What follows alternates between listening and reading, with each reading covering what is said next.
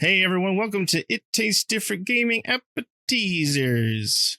In this episode, we're going to talk about Wata and Heritage Auctions in bed together, it would seem. So basically, you may have seen on our channel, we talked about some of those games, Super Mario 64 and the original Legend of Zelda selling for extravagant amount of money. And it seemed a little weird, but, they were selling, and we were like, all right. So supposedly, though, as detailed by Proof Games, is that basically Mark Haspel is a co-founder of the game grading company Wata. So basically what happened is the Seth Aberson, sorry, I probably just destroyed both names, but basically, he bought some games from eBay, some Wata rated games, and found that basically these were being sold by Mark Haspel, which is the co-founder of the Wata rating company. And so basically, all in all, what we've found out is basically Wata and Heritage Auctions are closely linked, as Heritage Auctions co-founder James Halperson, who was fined actually $1.2 million for fraud back in 2014, was previously a Wata investor and advisory board member. So, and apparently these two, Mark, who's the co-founder of Wata, and the Heritage Games guys, they've known each other for quite a number of years. So that's basically brought on speculation that these games selling for high amounts. For one thing, the Mark guy from Wata Ratings, they're not supposed to sell those games on eBay. That's a no-no. These rated games. So it almost sounds like between Wata Rating Board and Heritage that they were kind of maybe twisting the numbers or kind of rigging the auctions for them to sell in these high amounts. And that's what we've been seeing in a lot of these games that we were kind of like a little curious about why so high of an amount. That might be the reason why. Maybe dipping into their own pool there. So, so that's a pretty big scandal. I mean, of course, right now we don't have definitive knowledge of exactly what's going on, but a lot of speculation, a lot of rumors, and a lot of ties that seem to be tied together. So, yeah, this may not be a good look for Wata Ratings and for Heritage Auctions, which we've already speculated something weird was going on. But Patrick, what do you think about this? What do you think about these rating boards and these auctions and all their craziness? Man, all of the articles on Proof Gaming is basically making my head spin. There is so many articles just blowing up about this all of a sudden. There's even like a 52-minute documentary by the journalist Carl Jobst on YouTube. And I was like, wow. And watching some of the video and trying to piece all of the pieces of these articles together, there was a lot of information here. And I guess, I guess from my understanding, Wata Games was bought just a few weeks before all this stuff, this huge scandal just came out, and so now they basically have onboarded this public relations firm, Golden Solutions, to try to help manage this crisis they're finding themselves in right now. I have not made it through the whole 52-minute documentary yet, but I am surely wanting to watch it because we kind of called this when we had our little review, like within a month time of each other, we had 3 record-breaking game sales rated by Wata. And as Nick had pointed out, Wata's policies prevent their own people from getting games rated, selling games they rated. So if you own a game and you work for Wata that you had Wata rated, you can't sell it. And you can't get games that you own rated while you're working at Wata because it's a conflict of interest. Makes sense, right? Any normal common person would say it makes sense.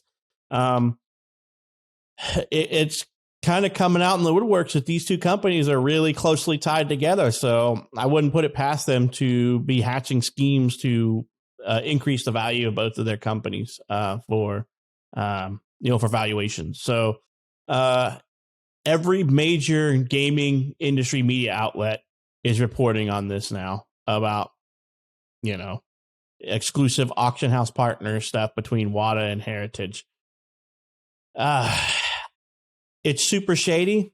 And, hopefully more people see this and basically, help flesh out the fraud and deception that's happening in this industry. Sounds like Wata needs some competitors, and if there is some out there, hopefully this steals away Wata's business. I feel bad for whoever bought them because I didn't get that far in to find out who actually bought Wata. But looks like you bought yourself a turd, whoever did it, because sounds like their stuff is going downhill fast after this massive leak of information and investigation into them. I'm glad somebody took the time to dig in and actually tell if there was dirt on these guys or not. We were speculating. It seemed very fishy. And if a few guys that don't know jack about about that type of stuff, ratings and the heritage auction site and stuff like that, how they operate, and can kind of say we smell something fishy, it sounds like it was, meant to be that these guys were going to get busted. Shane, what are your thoughts, man? Yeah, it sounds like the Wata guy and the Heritage guy are making some sexy time, and people are getting screwed on it. Yeah, it's not surprising, when you read about it. It's like, yeah, that sounds like a good little scheme they got going. Because we were all surprised. It was like the first Mario game, or Mario 3 that sold for like 1 point something million, and then we were like, oh crap! And then the next game was Zelda, I believe, and then we're like, oh crap again, and the new Mario. Yeah, it was the first Mario game that sold. Yeah, and then next thing you know, boom, 2 mil. What the hell? And I believe, Pat, didn't you say that was like a group of investors that supposedly bought that one? And it's, this is, you're screwing with games, so that pisses me off. That's my first problem. 2, you're screwing with money, which I don't have, so that's your next problem. And, it's wrong to do what they're doing. If in fact it is true, it is rumor based right now. But the more I've seen and heard about it, I'm starting to have no doubts that there is something BS going on.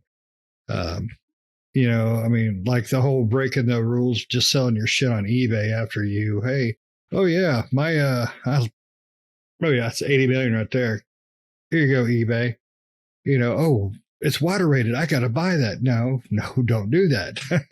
Because Dick had rated his own stuff and you're getting a $10 game for 80 million. So it's fishy. It's scammy. I don't like it. But I'm not surprised. There's corruption everywhere. And $2 million it's a lot of money for a game. So however that whole thing worked out, I can't believe $2 million. I just can't. But people buy silly shit for a lot more. So, but see what happens. We'll keep an eye on the news and keep you posted. Yeah.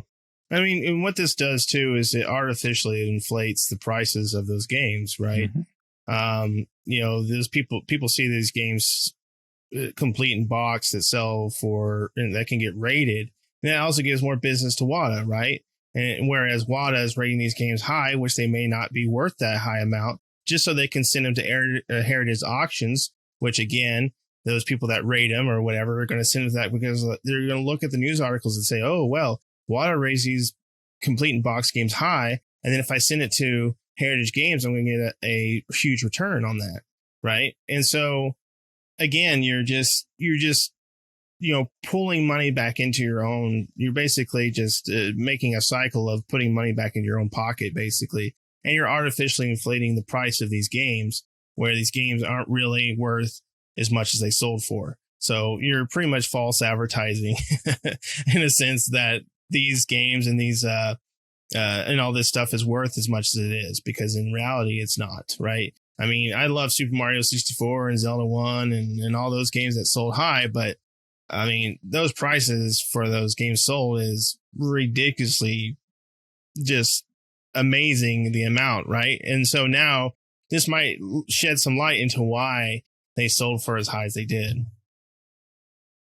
Yeah, I would definitely suggest anybody who's not wanting to read the massive amount of articles on Proof to go out and watch that 52-minute documentary by Carl Jobst, Jobst, on YouTube. That way, it's a lot of information to absorb. There's a lot of information that kind of susses out the shady dealings of the board of both of these companies. So a lot of information, and I don't know what else to say besides we all kind of figured something fishy was going on. But to this level, I mean, we had talked about it before. Both, the Wata and the Heritage owners had done shady business in the past and had got indictments against them, and had pretty much got away with most of it, but not all of it, because out of court settlements and stuff we're not aware of happened, and with the amounts we're not aware of happened. So it's really, really shady, and we probably, anybody probably saw it. I mean, it's three record-breaking sales of games between that Wata rated and Heritage sold within like 30, 45 days of themselves. It's just should be an eye-opener to anybody. Sounds like they got too greedy. They should have went with maybe the first two and then just stop, and then next year do the $2 million game. But no, they decided these people are all sheep. Let's do another big money deal. They probably had another $5 million deal in the works or something. Who knows? And they got busted. Yeah, and Nick, didn't you say they hired some PR firm, Golden Showers, to come in and clean up their mess? Patrick did, yeah. Yeah, so, I mean, it's funny that a record-breaking sale, then they sell the company. So, they built up their name, they built up their value. Somebody comes in, buys them high, all the BS comes out. Man, there's a lot of people getting screwed right now. For sure there is. So I'm sure there will probably be, I mean, I wouldn't doubt it, and there may not be, but I wouldn't doubt there might be some more information coming out about this in the next few weeks or so.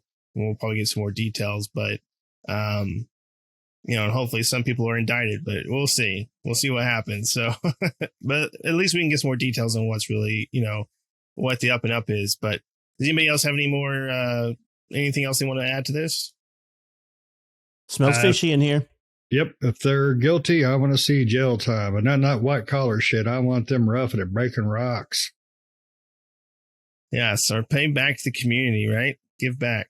So, all right. Thanks everyone for watching. There will be links down in the description below. I'll link the YouTube article or YouTube video that Patrick mentioned, as well as one of the articles that we used for reference. So make sure to check that down in the description. But thanks everyone for watching. See you next time, everyone. Bye-bye. See ya.